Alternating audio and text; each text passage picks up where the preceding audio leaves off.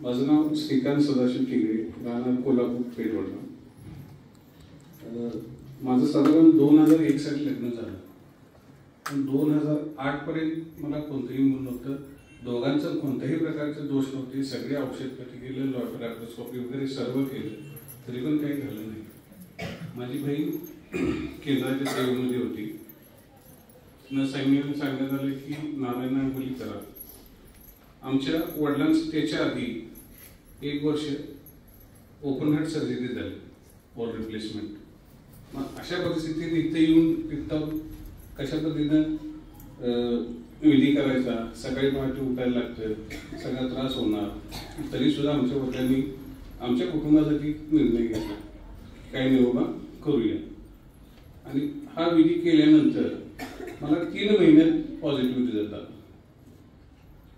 3 महिन्यात माझी मिसेस मला रिझल्ट लागली पॉझिटिव्ह आहे. मला मुलगी झाली. लग्नाला किती वर्ष झाली होती? साधारण 2001 ला झाली. 2000 पूजा विधी कधी केला?